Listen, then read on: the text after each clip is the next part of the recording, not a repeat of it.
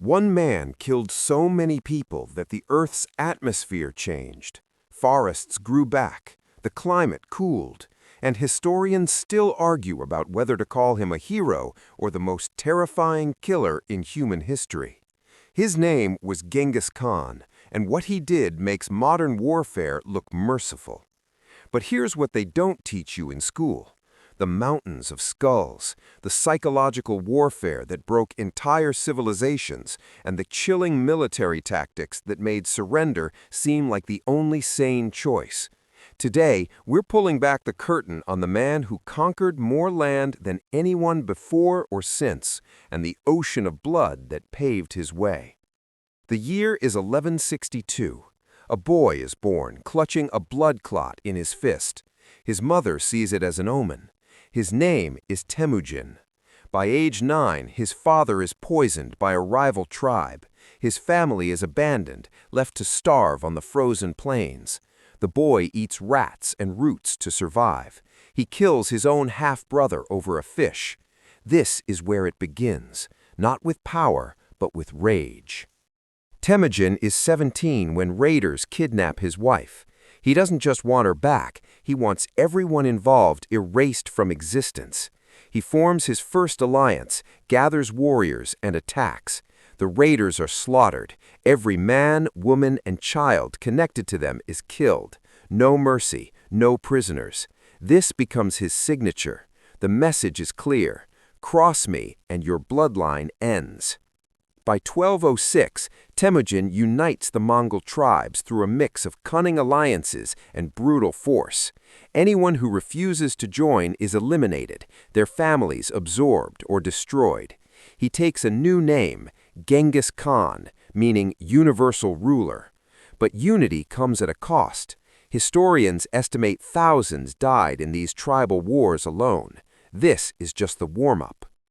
Genghis builds an army unlike anything the world has seen. Every man is a trained killer from childhood. They can shoot arrows at full gallop, survive on almost nothing, and cover 100 miles in a day. But the real weapon isn't the soldiers, it's the system. Loyalty to the Khan trumps family, tribe, everything. Betray him and your entire unit dies with you. Fear becomes discipline. The Khwarezmian Empire controls Central Asia, rich and arrogant. Genghis sends diplomats and merchants seeking trade. The governor of a border city accuses them of being spies. He executes them all, confiscates their goods, and shaves the face of the lone survivor sent back as a messenger. In Mongol culture, this is an unforgivable insult. Genghis sends one message back: submit or die. The Khwarezmian Shah laughs off the threat. After all, his empire commands hundreds of thousands of soldiers. The Mongols are just steppe nomads. But then reports come in. Villages near the border have gone silent. Scouts don't return. Something is moving toward them, fast and unstoppable. By the time they understand, it's too late. Genghis doesn't just attack, he orchestrates terror.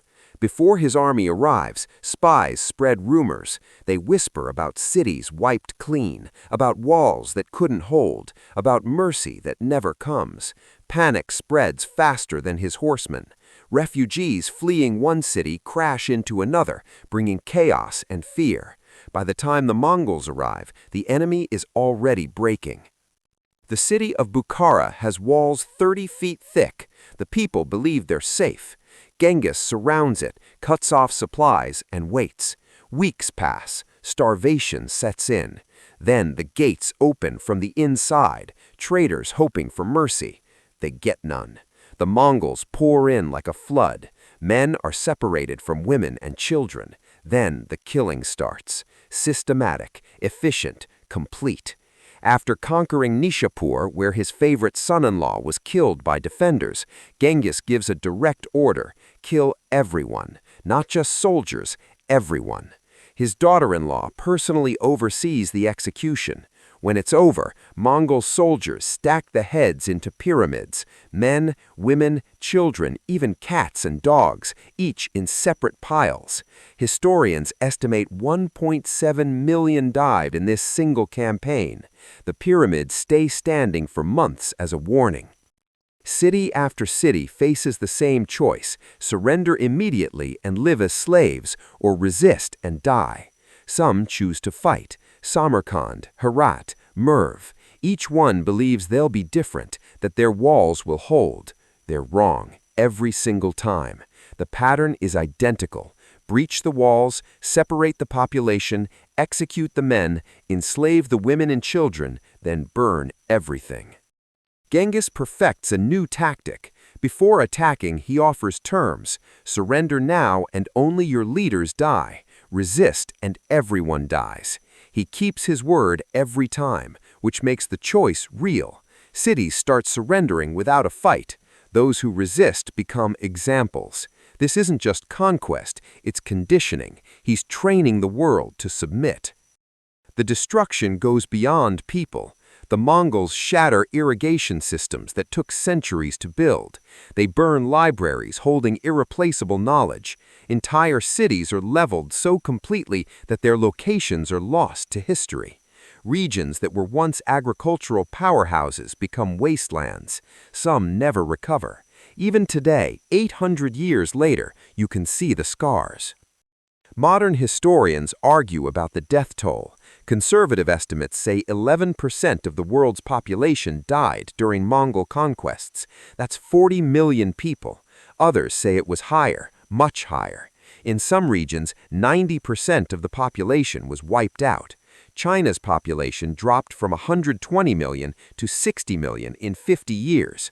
Persia lost 3/4 of its people. These aren't battle casualties, these are extinctions. So who was he really? The accounts vary wildly. To his own people, he was a genius who unified warring tribes and brought order. To conquered peoples, he was the devil incarnate. Ambassadors who met him described a man of average height, intense eyes, and a surprisingly quiet demeanor. He didn't drink heavily or throw tantrums. He was calculated, patient, and absolutely ruthless. The scariest kind of killer, the rational one. Genghis created a legal code called the Yasa. It guaranteed religious freedom, protected trade routes, and established merit-based promotion. Progressive ideas, but the punishments were medieval. Theft meant death. Adultery meant death. Betrayal, your entire family died. The code applied to everyone equally, which was revolutionary, but it was enforced through absolute terror. Here's something wild. Scientists studying ice cores found evidence of significant reforestation during the 1200s. The reason? The Mongols killed so many people that farmland returned to forest. 40 million deaths meant 700 million tons of carbon was absorbed back into the atmosphere. One man's rampage of violence accidentally cooled the entire planet. Think about that. Modern DNA studies revealed that roughly 16 million men alive today carry Genghis Khan's Y chromosome. That's 1 in every 200 men on Earth. This didn't happen through consensual relationships. This happened through systematic rape on a continental scale. Mongol soldiers were encouraged to take multiple wives and concubines from conquered peoples. The genetic evidence shows it worked. His bloodline is spread across half of Asia. Here's the paradox. After the killing stopped, the Mongol Empire became history's greatest facilitator of trade and cultural exchange. The Silk Road flourished under Mongol protection. Ideas, technologies, and goods flowed freely between East and West. Paper, gunpowder, and the compass spread because of Mongol trade routes. You could travel from Hungary to Korea with a Mongol passport and never be robbed. The price was genocide, but the result was globalization. In 1227, Genghis Khan dies during a campaign against the Western Shah. The circumstances are unclear. Some say he fell from his horse. Others say he was killed by a captured princess. His body is transported back to Mongolia in secret. Everyone who saw the funeral procession was killed to keep the location hidden. To this day, nobody knows where he's buried. Even in death, he keeps his secrets. Today, Mongolia celebrates Genghis Khan as a national hero. His face is on their money, their vodka, their airport. They see him as the founder of their nation, a military genius who put Mongolia on the map. The rest of the world remembers the bodies.